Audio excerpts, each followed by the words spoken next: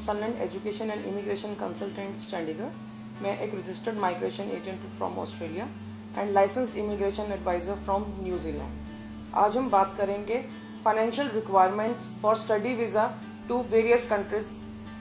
हमें जब हम करते हैं, सबसे बड़ा जो एस्पेक्ट होता है जब भी हम सोचते हैं कि हमने बाहर अपनी पढ़ाई करने जाना है, तो वो होता है फाइनेंशियल्स। हमें कितने पैसे शो करने हैं, हमारा एक्चुअल में कितना खर्चा आएगा।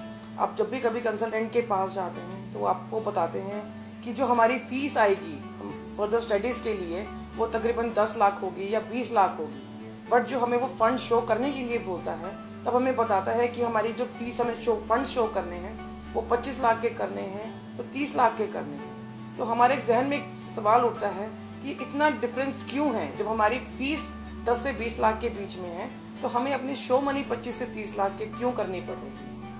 तो हमें जो फंड शो करने पड़ते हैं वो हमें सिर्फ ट्यूशन फीस के लिए नहीं शो करने पड़ते, इसके अलावा भी हमारा खर्चा होगा। जब हम फॉरेन में जाएंगे अपनी एजुकेशन लेने, हमें ट्यूशन फीस के अलावा अपने लिविंग एक्सपेंसेस के लिए फंड शो करने पड़ते हैं। हमारी मेडिकल इंश्योरेंस हमें मेंटेन करनी पड़ती है कि अगर बाई चांस हमें कुछ अपनी पढ़ाई के ड्यूरिंग कोई मेडिकल इमरजेंसी आ जाती है तो वो हमारे खर्चे कहाँ से मीट आउट होंगे। इसके अलावा हमें वहाँ पे उस कंट्री में आने जाने के लिए एयर फेयर के लिए हमें फंड शो करने पड़ते हैं।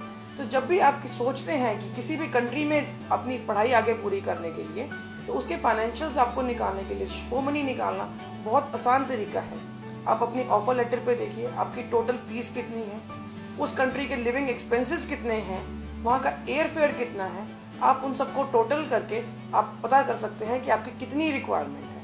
और हर कंट्री की रिक्वायरमेंट शो मनी की भी डिफरेंट रहती है। कई कंट्रीज बिल्कुल फ्रेश फंड्स मांगती हैं, कई कंट्रीज में रिक्वायरमेंट होती है कि आपको एटलीस्ट 3 मंथ्स ओल्ड फंड चाहिए। कई कंट्री की रिक्वायरमेंट 6 मंथ्स ओल्ड फंड की भी हो सकती है। कहीं पे फंड सिर्फ आपके ही नाम पे चलेंगे या आपके पेरेंट्स के नाम पे चलेंगे।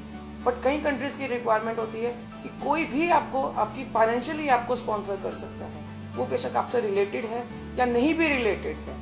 तो प्लीज़ आप अपनी देखिए कि आपको किस कंट्री में जाना है और उस कंट्री की स्पेसिफिक फाइनेंशियल रिक्वायरमेंट्स क्या है, उसी के ही बेसिस के ऊपर आपको शो मनी करना है।